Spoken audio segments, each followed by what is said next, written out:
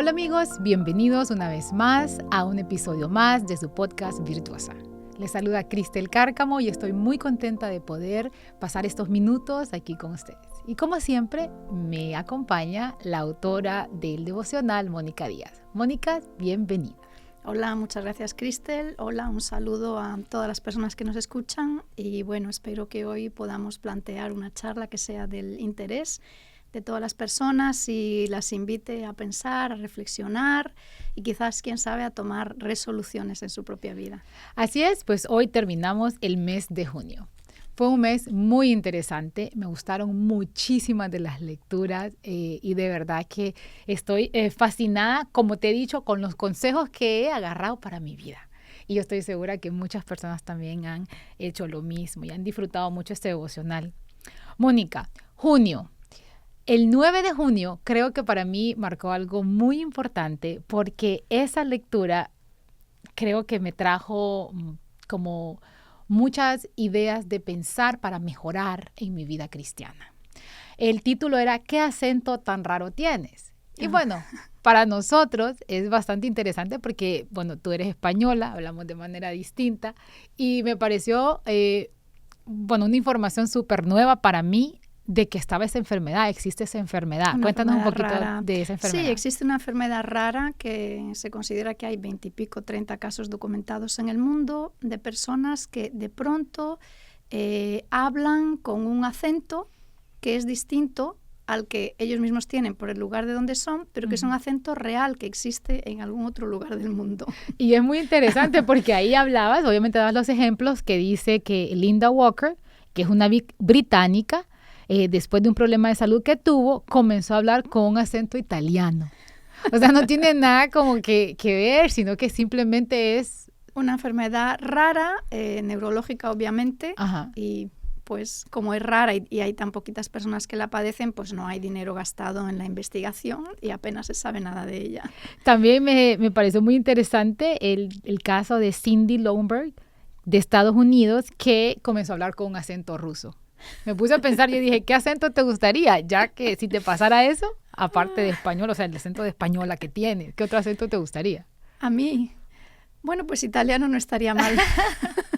Argentino, para que queden contentos los argentinos. Pero me gustó muchísimo la relación que hiciste acerca de qué acento es el que nosotros tenemos como cristianos. ¿Será que se nota que soy cristiana? ¿Cómo suena nuestra tonadilla, no? Cuando yo leí eso en un artículo, en una revista especializada, enseguida se prendió así una chispita en mi mente. Digo, ¿cómo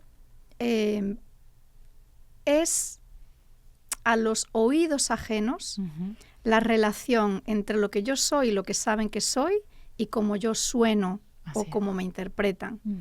Y enseguida pensé, bueno, la persona cristiana que dice ser cristiana, que decimos creer en el Dios de la Biblia, tenemos que expresarnos de una manera que realmente uno pueda decir, bueno, ahí hay un dominio propio que es donde el espíritu, ahí hay una intención de amor, de sanación, de redención a la hora de interactuar con los demás, que también es, un fruto del espíritu. O sea, tiene que haber ese empaque.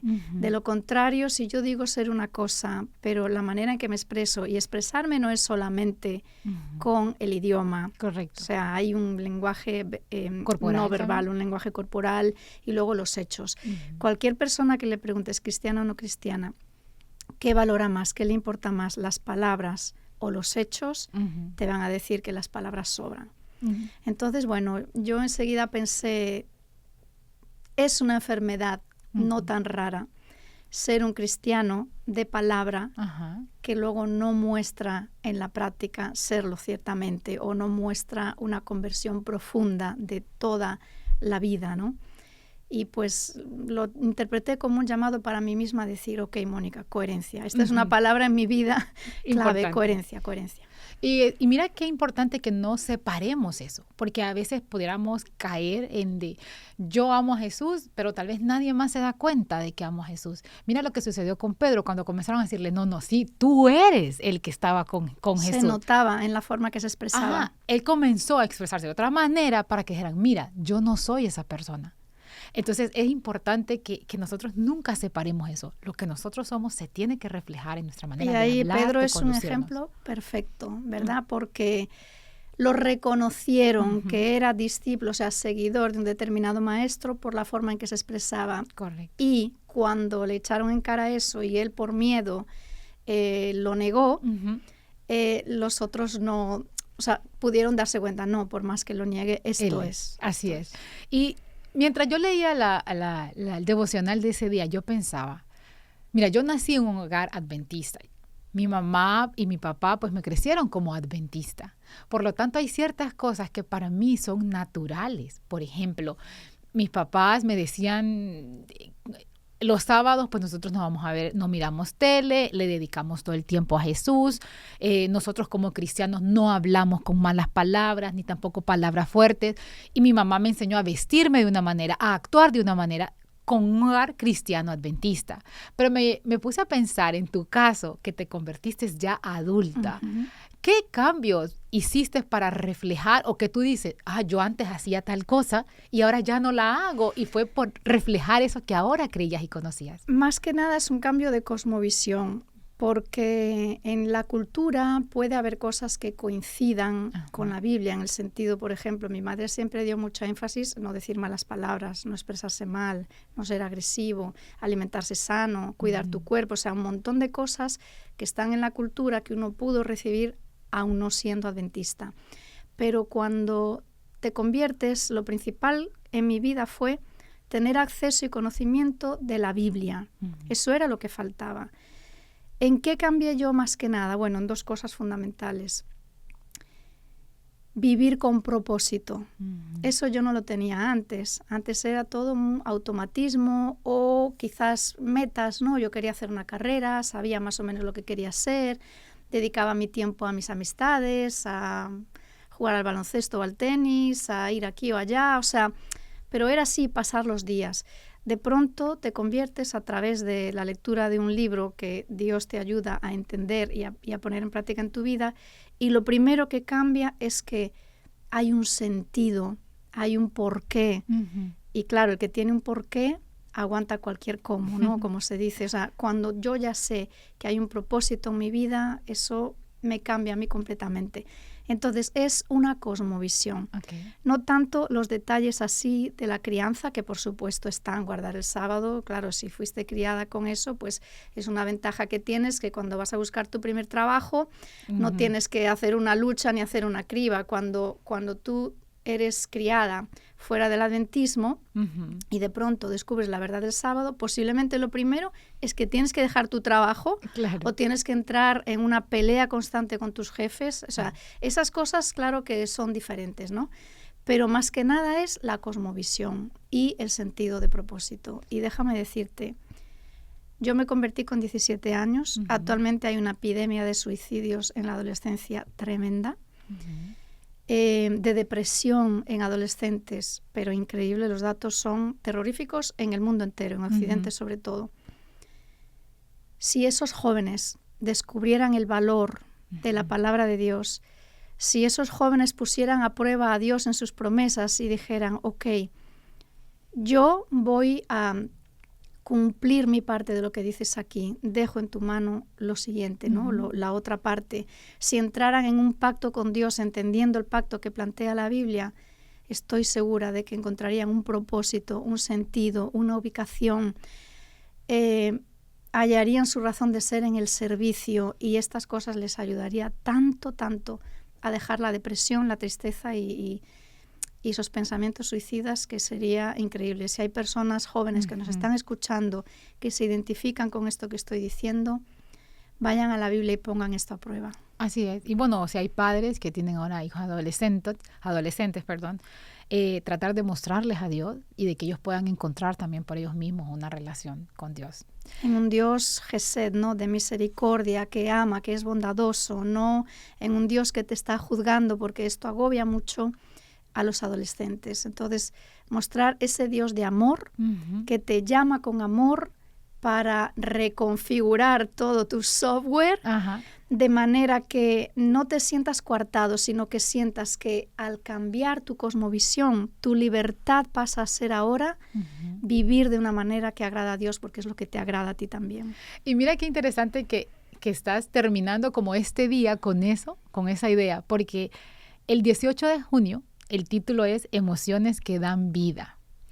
Y creo que me pareció muy extraño, pero a la vez alegre o feliz, me dio mucha felicidad que abrieras con esta cita que dice: los hijos de Dios tienen el deber de ser alegres. Eso lo dice Elena de White, si no me equivoco. Elena White. Sí. Y entonces es muy extraño encontrar citas que tengan que ver con la alegría, o escuchemos en la iglesia citas que tengan que ver mucho con la alegría y que lo asociemos con Elena White, porque estamos acostumbrados a escuchar solamente, digamos, espíritu de profecía, lo que no hay que hacer, que Elena White nos dice cómo vivir la vida de esta manera, cómo hacer esta otra manera. Vemos los retratos que tiene de Elena White, que en ese tiempo pues la fotografía era así, no es como que la gente se sonreía mucho, pero ver que ella da bastante énfasis y dice los hijos de Dios tienen el deber de ser alegres. Creo que eso también le puede ayudar a los jóvenes que ahora también pueden ver a Elena White muy, muy distante, o todos los escritos que ella dice. Y mientras leía el devocional, y no solo decía, eso, permíteme interrumpirte. Si van a internet y hacen en Bible Gateway una búsqueda de la palabra alegre o alegría en la Biblia, van a ver que Jesús también habló de eso. Se lo dejo de tarea. Sí, correcto, porque cuando le mostramos a los jóvenes que estabas mencionando acerca de un Jesús que tenga que ver con ellos, los jóvenes son alegres, son felices. Y en ocasiones podemos confundir o asociar la alegría con tenés nada en la cabeza o vacía en la cabeza. Una persona superficial, eso es lo malo, ¿no? Yo esto se lo escuché a una psicóloga que se llama Pilar Sordo, chilena. Ella habla de que hoy en día la alegría tiene muy mala prensa, porque si eres muy alegre en el trabajo, te consideran poco productiva. Si eres un niño muy alegre que se ríe todo el tiempo, se considera que te falta control de impulsos, y ahí están las maestras intentando controlarte. Exactamente, ayudarte. Y yo creo que es una lástima que esto sea visto así. Entonces, pues me pareció importante destacar este tema, sabiendo además que tiene apoyo en la Biblia, porque Jesús habla de que desea que seamos alegres así como Él es alegre, pero una alegría profunda en Dios, ese gozo del cual habla el apóstol Pablo, que no lo tumban las circunstancias extrañas y difíciles de la vida, porque es un gozo que se basa en la fe actual para el presente y la esperanza futura de lo que nos aguarda, ¿no? Y eso tal vez también es lo triste, que hemos escuchado lo que la sociedad nos dice y entonces tratamos de reprimir una emoción como la alegría, que como cristianos deberíamos de rebosar en ellas. El cristiano siempre está en esa dificultad de estar en el mundo sin ser del mundo. Todos los días tenemos que decidir lo que la cultura en la que me muevo, y esto es un concepto 100% bíblico, lo que la cultura en la que yo me muevo dice que es el éxito, o que es el saber estar, o que es A, B o C, y lo que la Biblia dice que es el éxito, o que es la alegría, o que es la esperanza, o que es el gozo, yo tengo que estar siempre buscando qué fuente elijo. Okay. O sea, yo quiero seguir mi vida con los conceptos que dice el tiempo presente, que es como le llama Pablo a este tema, pero es la cultura que nos rodea, o a la cosmovisión bíblica, que son principios eternos que no pasan de moda. Y esa es una lección que tengo que hacer todos los días. En el caso de nuestra sociedad, con respecto a las emociones, lamentablemente, pues la alegría no tiene buena prensa, y yo creo que la Biblia sí nos habla de ser personas que tienen un gozo profundo y que se expresa en una manera alegre de ser.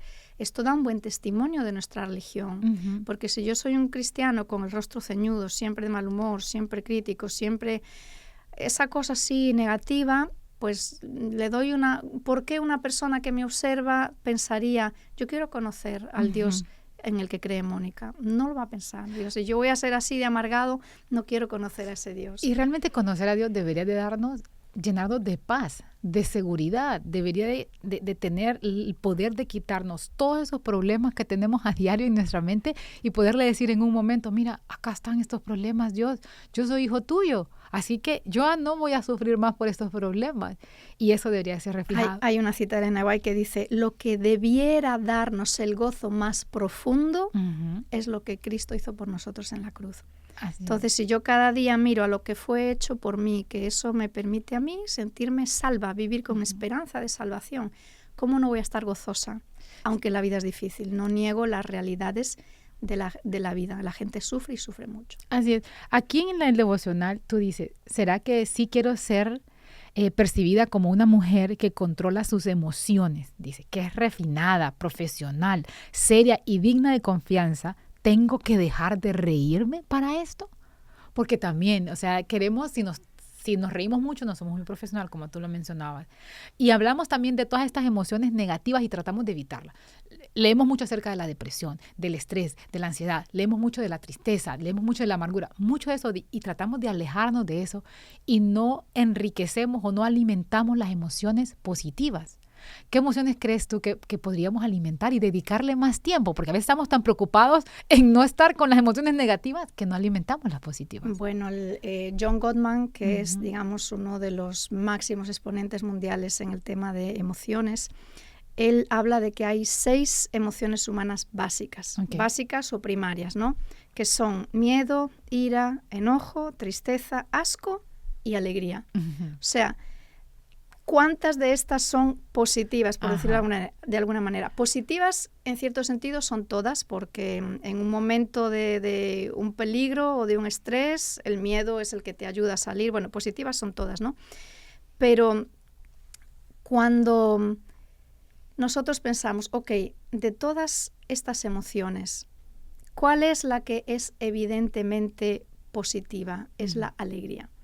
¿Por qué no busco más razones para estar alegre, razones para estar gozosa, en vez de centrar mi mente, mi atención, y de aquello en lo que pongo mi atención es aquello en lo que me convierto, en lo que es negativo, en lo que es difícil, en lo que me amarga, en lo que me genera problemas? No. Son decisiones que hay que hacer conscientemente. Yo quiero poner mi atención, y esto es bíblico también, todo lo bueno, todo lo noble, todo lo que es digno de alabanza, si hay virtud alguna, en esto pensad. O sea, fomentar aquello que es alegre, aquello que es optimista, aquello que es positivo, no de una manera ilusoria, superficial o frívola, sino de una manera profunda. Y cuando yo tengo profundamente mi mente puesta en lo que es alegre, en lo que es digno de alabanza y lo que es virtud, no me preocupa cómo soy percibida. Es más, sé que voy a ser percibida como lo que soy, una persona cristiana que le pide a Dios que le refine el temperamento. Sí, la verdad que me gustó muchísimo porque es una invitación a que aprendamos a disfrutar la alegría de conocer a Jesús. Eso es. Y que lo reflejemos y que podamos compartirlos con los demás. Como tú dices, al final deberíamos de ser personas que la gente quiera estar con nuestra compañía y no que digan, no, viene aquella que siempre está amargada, que siempre está enojada, que dice que ama a Jesús, pero imagínense, deberíamos de reflejar ese amor, esa compasión hacia los demás. Hay un atractivo en la serenidad cristiana, en la paz que Dios nos da, que es una cosa que viene desde el Antiguo Testamento, o sea, shalom, el concepto de que Dios pone en mí paz, la bendición arónica, ¿no? Entonces, la persona que rebosa paz, que rebosa serenidad y que tiene un gozo que las circunstancias no pueden remover, es una persona atractiva para el que tiene discernimiento espiritual. Pues ese me encantó. Y más también porque a mí me gusta mucho, pues yo soy muy alegre, mi familia en general es muy alegre. Verdad. Así que yo decía, bueno, muy bien, no me tengo que controlar ni reprimir mis emociones. Claro que no. Yo quizás puedo no parecerlo tanto por fuera, pero soy una persona gozosa por dentro. Yo doy fe de eso, Mónica. Pues mira, luego de eso, el 22 de junio, ya avanzando casi terminando el mes, comencé el día con una gran carcajada, porque ese devocional comenzaste con algo muy gracioso que me pareció muy interesante compartirlo.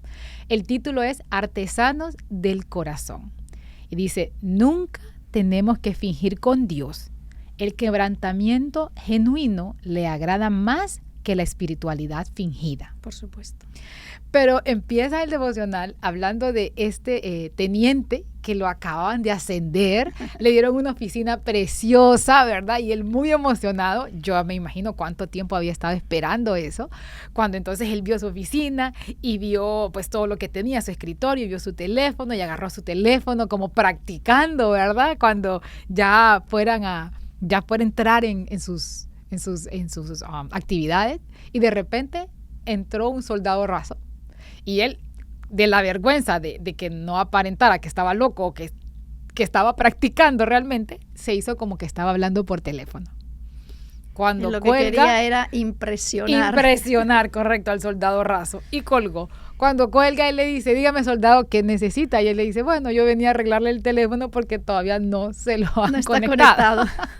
Y eso me parece algo muy gracioso y también muy real, que a veces queremos fingir lo que no somos, ¿verdad? Y también nos damos cuenta que hay otra gente que puede captar que estamos fingiendo. Y nos pasa muchísimo con nuestra vida espiritual. Porque en ocasiones es muy fácil decirte, yo te puedo decir a ti ahora mismo, yo me leí 6 capítulos de la Biblia antes de venir aquí a la oficina y leí mi matutina y lloré y te puedo decir todo lo que yo hice en una mañana sin haberlo hecho. Entonces es muy fácil fingir un grado de espiritualidad que al final también nos ayuda a juzgar a otros.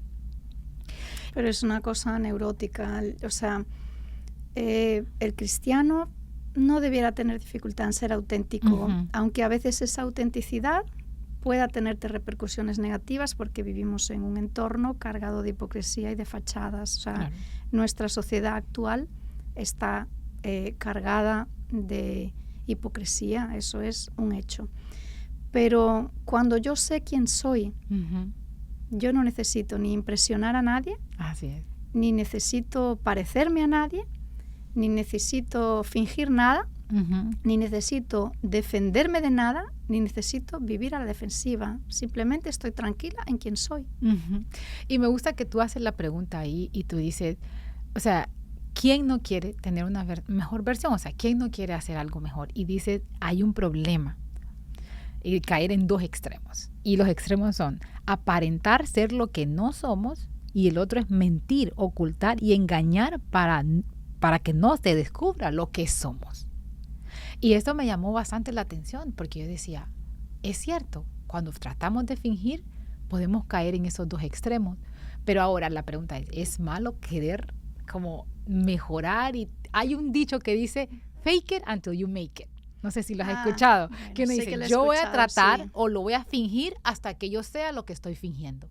Creo que son 2 cosas diferentes, ¿no? El fake it until you make it, o sea, la idea de que si no te nace estar contenta, no te nace una sonrisa, intenta obligarte a ti misma a tenerla para Correcto. Que así tu gesto facial condicione tu estado interior. Eso es una cosa, ¿no? Que tiene que ver con mi trabajo interno de estar bien.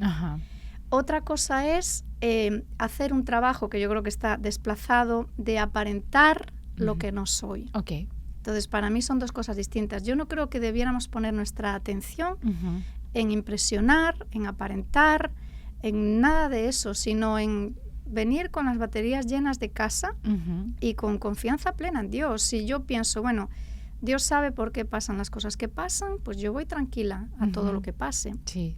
¿Y qué me importa más a mí? ¿Mi relación con Dios o la impresión que los otros tienen de mí?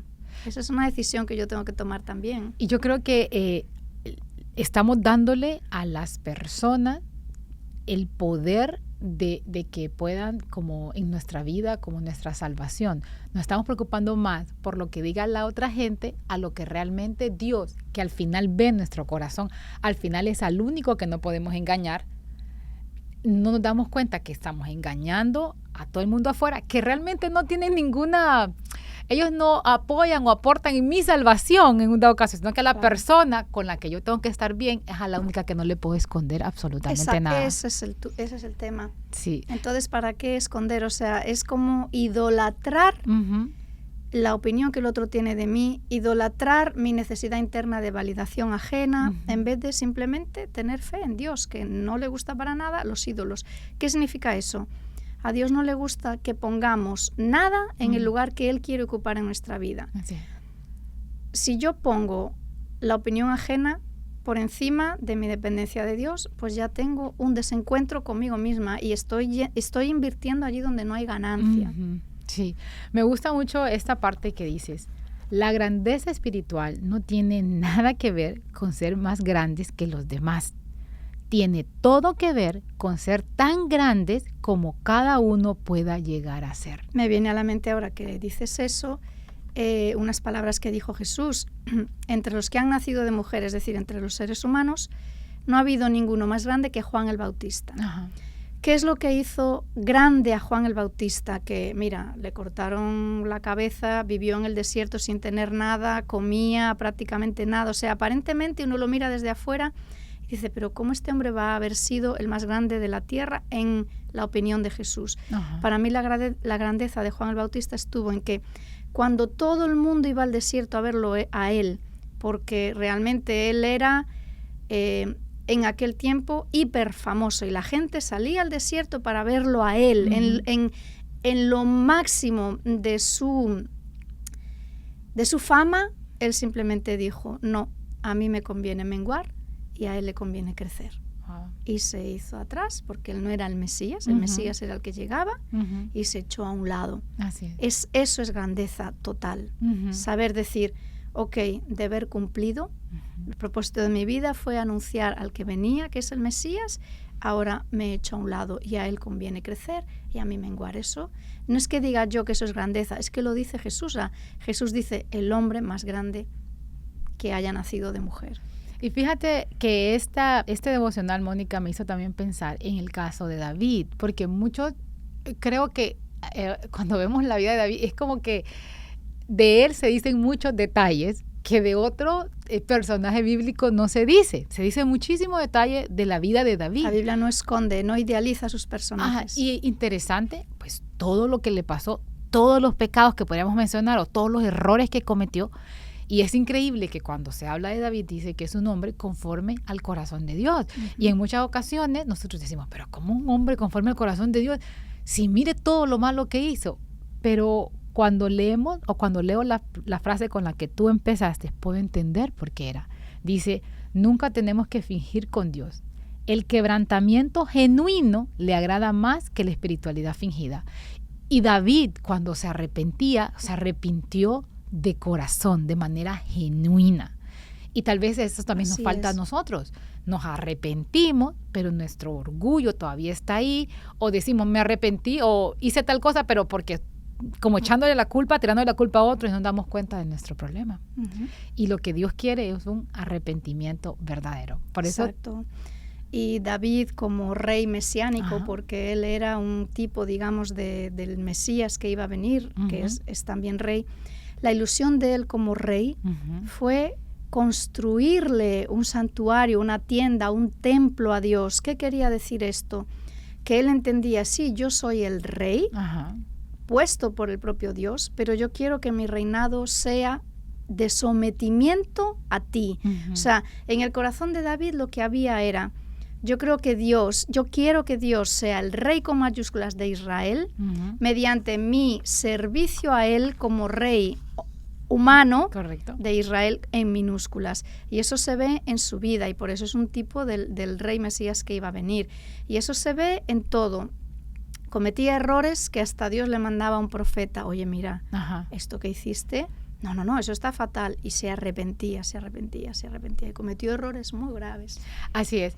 Pero lo bueno de todo es que Dios, nuestro arrepentimiento es agradable para Él. Por supuesto. Aunque el pecado no lo sea, el arrepentirse para Dios le parece agradable es y lo acepta. Es lo que Él busca. Así es. O sea, arrepentimiento quiero y no sacrificio. Lo que Dios busca es que nuestra conciencia sea cada vez más sensible al propósito divino para la vida humana.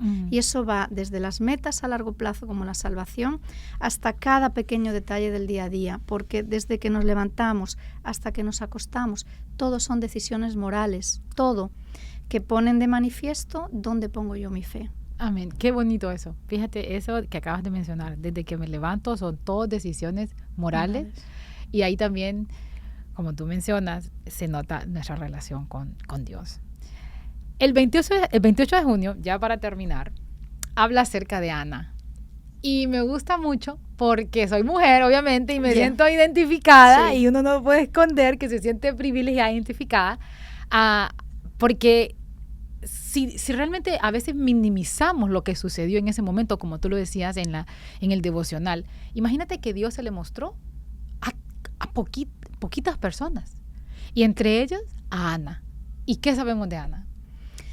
Bueno, Ana era una mujer muy mayor, no es claro en la traducción del pasaje, pero posiblemente 90 y pico años, una mujer viuda que vivía esperando al Mesías, y un día entra en el templo y ahí ve al Mesías. O sea, Dios le permitió entender con los ojos de la fe y con revelación, por supuesto, que Dios le da a ella, que ese es el Mesías, que ha nacido el Mesías, que ya el rey mesiánico está en Israel, en Jerusalén. Y entonces ella, dice el texto bíblico, que fue y habló a todo el mundo. O sea, la primera persona que predica en Jerusalén que el Mesías ha llegado no es un dirigente de la iglesia, no es el sumo sacerdote, no son los levitas, es una mujer sencilla, muy mayor, viuda, que esperaba al Mesías y que Dios le permitió entender que había nacido, y ella fue y habló a todo el mundo de Jesús, de ese bebé. De ese bebé. Mira, a mí cuando yo estaba leyendo, yo decía, ¿cómo esto puede ser también un ejemplo de a veces cómo no nos sentimos valorados? Tal vez no nos sentimos suficientes en la iglesia, no nos sentimos suficientes en nuestra familia, y no nos damos cuenta que Dios, el hecho de estar vivos, el hecho de haber conocido la palabra de Dios, ya Dios te está marcando y te está diciendo, sí eres valorado, y yo te conozco, y mira, yo te salvé y yo morí por ti. Y así mismo como el ejemplo de Ana, que como te dice, una anciana, una mujer, y me gusta que ahí dices, por favor, seamos sinceros, en ese tiempo no solo es que era anciana, sino que era una mujer, la mujer ni siquiera era, ni la tomaban en cuenta. Socialmente no era muy valorada. Eso no significa que bíblicamente hablando, Dios no le haya dado valor a la mujer. Entonces me gustó mucho esta meditación, porque nos da un sentimiento de seguridad de que Dios, si nos entregamos a Él, no importa quiénes seamos, Él nos va a dar ese valor que nosotros necesitamos. Pero ya casi para terminar, tú mencionas y dices, la mujer comprometida con Dios no vive una vida ociosa, vacía de contenido. No practica una religión mística desprovista de acción. ¿A qué te refieres con eso? Bueno, que primero, lo primero a destacar, ¿no?, es que en ese compromiso de buscar a Dios cada día, es donde yo recibo ese discernimiento de ser capaz de entender lo que tengo delante. Empezando por ahí.